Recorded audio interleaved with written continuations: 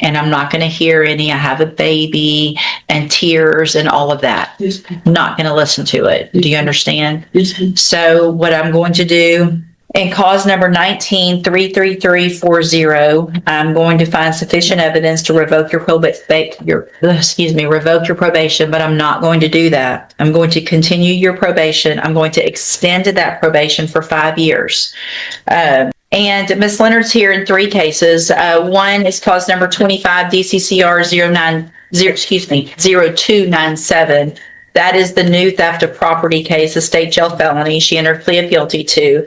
And then we have 2 MTRPs, one in cause number 19-33340, theft of property, and 20-36095, a theft of service. And in each of those cases, is she on a deferred in both of those? Or is this true? I'm trying to, sorry, I should have. Is it a deferred probation? Let's see, Judge. No, they're straight probation, Judge. Okay. Yes. So they were deferred, and then we were here, and then revoked that deferred and reassessed and did the 2/5 at some point. Is that correct? The last information I have in my files is she was on a straight post-conviction probation. I don't know if she initially was on deferred or not. Yeah. I don't know. All right. Yeah. Okay. So the biggest issue, one of the bigger issues that I had when we were here for sentencing, based just on paper and the appearance of this, I don't disagree with Mr. Coleman's assessment of the case with the criminal history of Ms. Leonard with these types of offenses, and which the criminal history is these 3 cases. There aren't any other cases. And the new offense date was August of 23. And it's kind of just unknown, it sounds like, why that case was delayed in prosecution. Doesn't look like anybody knows. And so the time frame between that and now, and the lack of any other cases while Ms. Leonard has been out and on probation during that time and doing well, it looks like otherwise on probation, is what leads me to potentially move forward with continuing the probation potentially on the others and giving her a probation on this one. So there was no agreement on any of these, but it looks like there was an issue with regard to the amount of restitution. So let's go forward with that. Have you guys come to any type of agreement on the restitution? We are very far apart, Judge. And I guess one of the issues that we have is I believe Mr. Coleman's got some exhibits that are going to go back to 2022. I would object to looking at anything outside the range in the indictment. The indictment goes from August 23, and we'll get to the exact piece. Let me get it pulled up as well. August 24th, 23 to September 4th, 23. Okay, I would ask that we remain in that range. I would think legally that would be probably what I would need to do. Judge, it's a continuing course of conduct. The theft is, I'll be honest, Mr. Ross just brought that to my attention this morning. I haven't had a chance to research it, but he certainly has had all of the restitution information showing that it's going back to 2022 with that discussion. So it's not an unfair surprise for him to know that we're looking for restitution going back. Well, but I think the allegations, and obviously I understand the on or about as well as any of you guys, but those are some pretty specific. I mean, that's a very short time frame that is alleged in the indictment. We're talking, what, 4 days? 5 days? Yes. Well, yeah. From August 24th, 2023 to September 4th. I'm sorry, I'm looking at an old indictment. I'm sorry, hold on. I was looking at another case. About 10 days, maybe. Hold on. So in the new call center. So yeah, this one is August 24th of 2023 through September 4th of 2023. So less than a couple of weeks or so is the allegation. And I don't want to have to keep coming back here. But I think to go back, if it was a few weeks off or a month or two off, but if we're talking years of requesting that, then I think that's something that indictment needs to allege. And so we can go forward with that time frame today. I think legally that's where we need to be. She's already pled to it, so I think it's kind of late to amend the indictment. So with regard to the time frame of August 24th through September 4th of 2023, what is the amount between that time frame? Do you guys have that? Or need some time to look at it again to make? And the unfortunate, I want to make sure you guys know how I am. If someone has had something stolen, I want them made whole as much as possible. I just don't think we can go back that far legally. So I want to make sure that the victim understands that as well, that we've got kind of a limited time frame here that we need to move forward on if I'm going to order restitution and probation. Y'all need a minute to do some math? Just a quick minute. Yeah, y'all go ahead. Y'all have a seat based on, I guess, that. See if there's something you guys agree to as far as that time. Just based on an on or about date, and they understand that the court's willing to kind of go back a number of weeks. I've got receipts to go back as far as, I believe, August the 9th of 2023. I don't know that would necessarily be I think that would be enveloped in the on or about. I wouldn't disagree with that. So August 9th, 2023. And then what was the last? The last is that the September 4th date? The last one is, I don't want to misquote. Let's see here. September the 4th is the last day. All right. So you guys figure out what between August 9th and September 4th of 2023 number is and see if there's an agreement on that number. If for some reason there's not, then I can take a look at the receipts that you guys have and then we'll go forward. I'll hold it for a few minutes. 3340 and 236095. Y'all have an opportunity to kind of go back through the receipts as far as that time frame legally that we can kind of talk about on this case. We have, Judge. Mr. Coleman came up with a number of $2,407. In speaking with Ms. Leonard, her recollection actually is a little bit more than that. She thinks somewhere between $3,000 and $4,000. We had agreed to, or we had offered $3,500, and I think that Ms. Leonard feels comfortable paying back as far as restitution. So if she agrees that it's between $3,500 and $4,000, between $3,000 and $4,000, $3,000 and $4,000, I'm more inclined to go on the higher end of that, just based on the nature of the time frame that we're unable legally to look back on.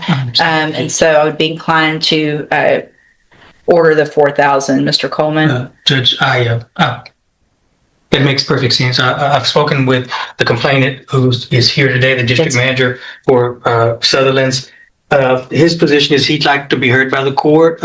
He was thinking that if the defendant was placed on probation, that they'd be getting a lot more in the way of restitution. I explained to him how we arrived at where we are, but he still wants to address the court and quite possibly ask the court to reconsider. If he's not going to get more than what he's getting in the way of restitution, he would want the court to reconsider some type of form of jail time. Okay. And sir, you can come on up. Ms. Leonard, if you'll just kind of slide around. Right, for the record, the witness's name is David Powell. All right. Thank you. Good morning, Mr. Powell. Thank you for being patient with us this morning. It was a big morning here. Mr. Powell, would you please raise your right hand? Yes. Do you swear affirm the testimony you're going to give in this hearing will be the truth, the whole truth, and nothing but the truth? Yes, I do. All right. Thank you, sir. And Mr. Powell, you kind of heard where we are on this legally. I understand there's a significant amount of restitution that you believe could potentially be owed based on some prior dealings that aren't within the time frame that we're talking about. Is that correct? That's correct. And I'm going to just, if it's okay with everybody, just let Mr. Powell tell me what he needs to. If there's any questions of him after that, I'll gladly let you guys ask questions. But Mr. Powell, you can go ahead if you would like. I don't have any questions. Tommy explained to me what the restitution would be. we lost a substantial amount of money. Sure. And if that's what we're going to be awarded, I would prefer jail time versus the restitution. Okay. I understand that completely. Anything else that you'd like to say? Thank you. Go ahead, Mr. Coleman. Just really briefly, Mr. Powell, was any of these losses covered by insurance? No. What, if any, effect did it have on Sutherland and its practices going forward? Other than the loss of funds, quite a few effects. We had to change the way our IT department had to change the way some of our transactions are rang, and that they can be rang and returned and voided. Myself, I'm a district manager, so I manage several stores. So myself, it added quite a bit to my duties as far as verifying reports, verifying voids, verifying the way transactions are run, and looking at each store transactions daily and talking to the managers to verify why this transaction was ran in a certain way and why it was voided. So it adds quite a bit more to my morning. Before I can get started on my store, which is Beaumont, I have to verify the other stores, and I have to go through and do a lot of extra work. And Mr. Powell, we are cutting this down a lot more than what you and I kind of rehearsed or scripted. Just high level, 30,000 foot level for the judge. We have documents here that will show that this defendant essentially engaged in a scheme of enlisting other people or asking other people, but unbeknownst to them, to void transactions and later on remove money from the register. Am I dumbing it down too much? No, that's actually correct. Okay. That's pretty much how we found it, because it was a set pattern. The way the system works is if you void a transaction, the transaction disappears. So if you void a transaction and take the money out, we don't know because the money's gone, because the transaction's gone. What was happening was a transaction will be rang, the customer pays cash. I reprint the receipt so I know how much to ask for a void for. They would void the transaction, and now I know how much money to take out of the drawer. So what I get in the morning in the past, on my reports, it just says there was a void on, done this day for this amount of money. It doesn't say why or how much or who.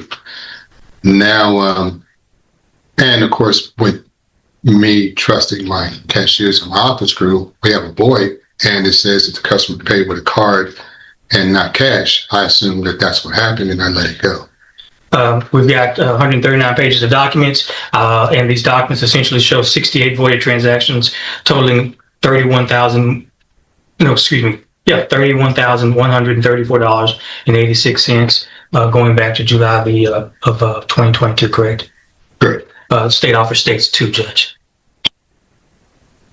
I would object to any portion outside the date range in the indictment, Judge, but other than that, I don't have any objection to it. I mean, it's been testified to. I don't think I need those, as I'm going to take it into consideration to the extent that I think appropriate. Obviously, the amount have limited, but the fact that there was potentially more that for some reason wasn't in that indictment, I will take notice of that. As the witness, Judge. Thank you. Any questions? No questions for Mr. Powell, Judge. I know he's been here at every court date. I want to first apologize to him for having to come here and thank him for being here as well. Thank you very much, Mr. Powell. You can have a seat.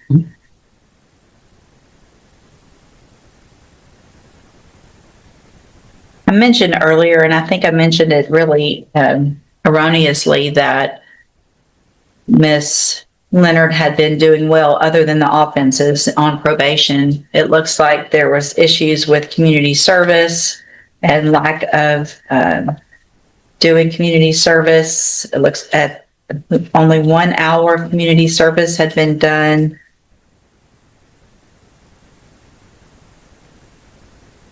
As of March 13th of 2024, 20 hours, October 30th of 2025, after being on probation all this time. So it looks like there was some issue with that.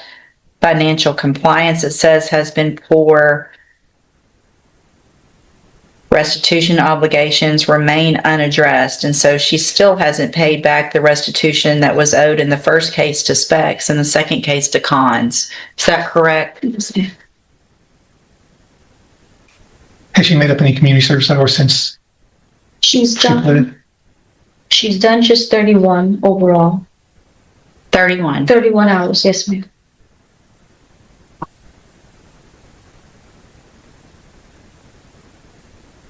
All right. Well, I'm not real sure that I'm on the same page that I was before, so I'm going to go ahead and allow new argument based on Mr. Powell's testimony as well as just kind of where we are now. Mr. Rojas? Yeah, Judge, we asked the court to keep her on probation on the two previous cases and grant probation in this new case. As the court's already said, there was a delay in filing the new case. She has not been a perfect probationer, but certainly doesn't appear that she's had any new offenses. In the meantime, she's had a newborn baby. I believe that was one of the reasons the court let her out on bond when we had the bond hearing. Since we've been to court and since these new cases have been filed, it appears that she's been staying out of trouble. She's at least able to do that. And as to the not being able to pay the restitution, Judge, I think she's wearing her uniform today. She's working at McDonald's, not making a whole lot of money. So restitution is going to be tough for her, no matter how much it is. So we ask the court to consider all that and go along with the court's previous leanings and keeping her on probation and giving her this new opportunity on the new probation case. Okay. Mr. I'll be brief, Judge. I think the facts speak for themselves. Judge, I'll just direct the court's attention to page 3 of the PSI, the very first paragraph, where the defendant said, "I let a customer walk out of the store with unpaid merchandise, and he paid me instead." Judge, that's I don't have the words for how that so understates the 68 voided transactions over over the course of a year or so, Judge, to the tune of $31,000. A theft from Specs, a theft from Cons, and now a theft from Sutherland's. She's a serial employee theft offender, Judge.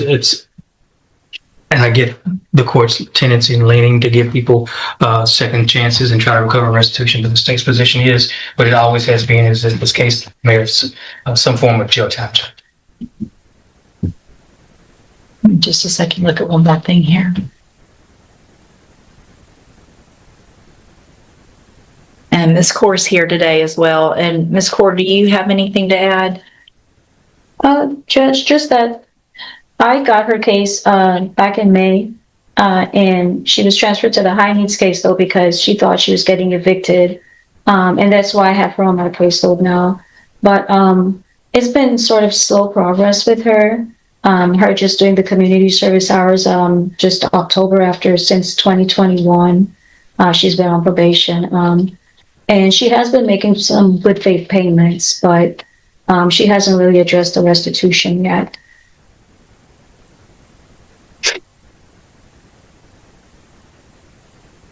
Have the payments been redirected towards restitution first, or are they still going towards the probation fees? They're still going towards the probation fees.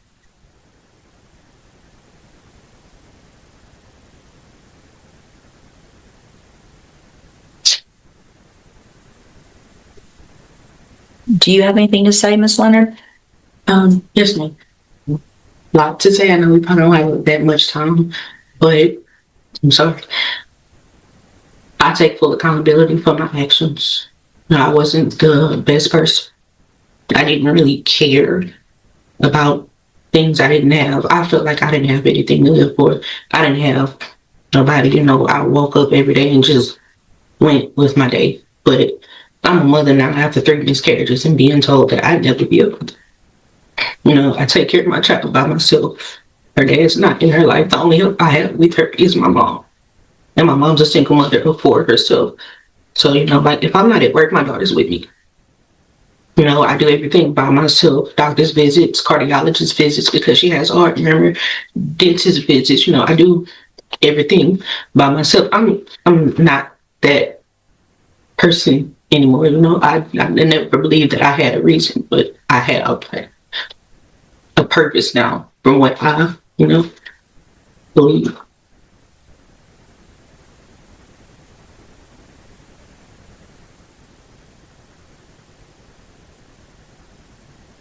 I mean,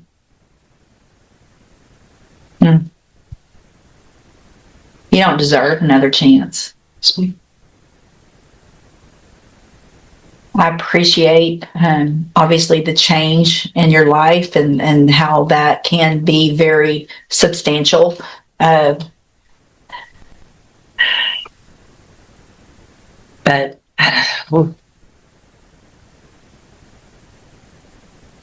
I don't understand, and I don't think Mr. Coleman was a part of, obviously, why there was a delay.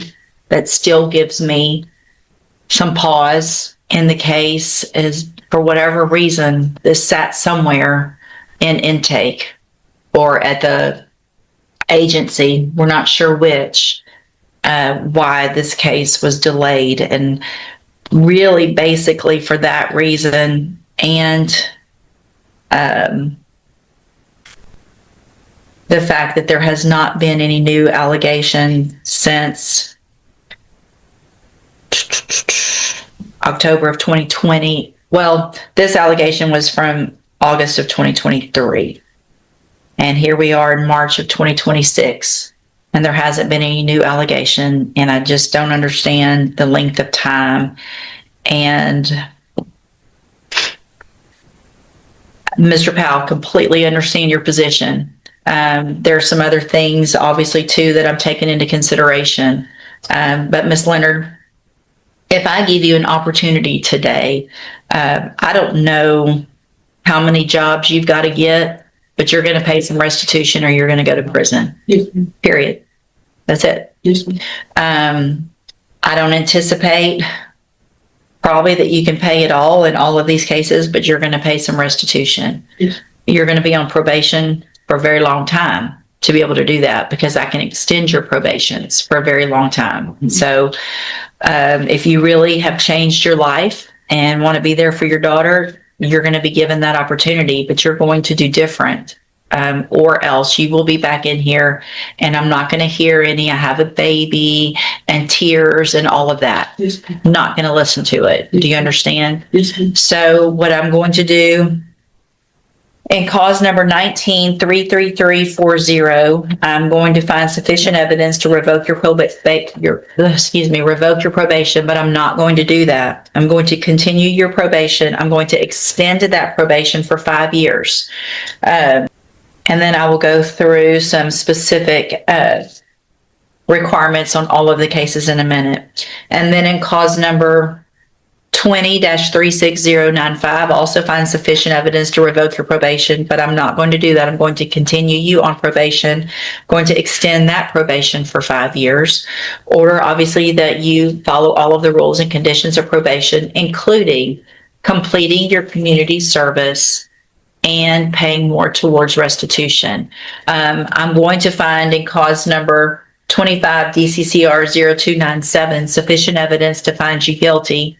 And at this time, I'm going to find you guilty, sentence you to 2 years into the state jail prison, but probate that for 5 years. So I could only probate it for 5 years at the beginning. So you're on probation for 5 years. There won't be a fine in that case. There will be restitution owed in the amount of $4,000. I would like for all of Ms. Leonard's payments to go towards restitution. At this time, it can be divided amongst them, however you guys feel appropriate. But at this point, we need that money going back to the victims. Yes. And so let's do it that way. And then Ms. Leonard, you're going to remain on the high-medium caseload. And also you're going to be under zero tolerance. Okay. So there's no more whatever. It doesn't matter. It doesn't matter if you miss an appointment. Obviously, if you commit a new offense, test positive, you don't pay restitution, if whatever it is, doesn't matter to me. One thing means you're back in here and you're looking at those 3 2-year sentences, and they can be stacked because this one was convicted after those other 2. So I think we probably can only stack 2, and which means you could end up with a 4-year sentence instead of a 2-year sentence. And I can assure you that Mr. Coleman will remind me of today. He will remind me of Mr. Powell. I typically don't forget things like this. I don't remember a lot, but when we've gone through this, as much as we have. It's never a good thing when I remember you or your name, and I do now. So you don't want to be back here in front of me because you now have 2-year sentences. There's no negotiation on whether or not you get less than that. If you violate, it's 2 years in the state jail on every single case because that's your sentence. And then the only determination that would be made at that time is if I stack it or not. Does that make sense? Yes. All right. These were not agreements, so there are some limited rights to appeal. You can talk to Mr. Rojas about that. I'm handing you the trial court certification. Also handing you a certification regarding your ineligibility to possess a firearm or ammunition. I went over that before, I'm sure, but you are ineligible under Texas law to possess a firearm or ammunition. Possession of a firearm or ammunition could lead to charges against you. If you have any questions about the laws that make you ineligible to possess a firearm or ammunition or about how long that lasts, you can talk with Mr. Rojas. Probation, you need to stop and talk to her. She's going to go over all of that paperwork with you. Thank you, Ms. Ford. Thank you, Mr. Coleman and Mr. Rojas. And thank you, Mr. Powell. Yeah. And what's the status of that new county case in Waller County?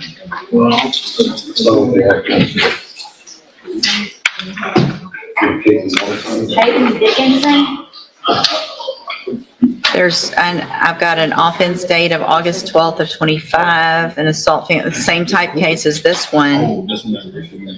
From out there, and then she moved out here. Oh, so you didn't get a new case there? You were arrested out of county on this one. That's when I was on college campus. Okay, so they just made it look like it was another, okay. Before I go forward with your sentencing, Mr. Hayward, I want to have you tested this morning to make sure there's nothing in your system. Have a seat in the jury box.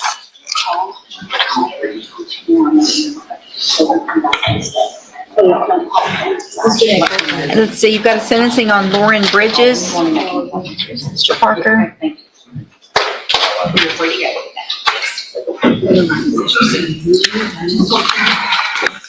That's not good. She's here. All right, ma'am, are you Lauren Bridges? And Ms. Bridges was previously in court, entered a plea of guilty to credit or debit card abuse. I received the pre-sentence report. Has everyone had an opportunity to review that report? Yes, Your Honor. Are there any additions or corrections? No more, Judge. Just ask the court where the restitution is. Just for the court record, she's still in treatment, Judge. The restitution in the amount of what? It looks to be between 600 and 800, so I'd say we go on the low end. Okay, In all fairness. yeah. Any issue with that? No, Judge.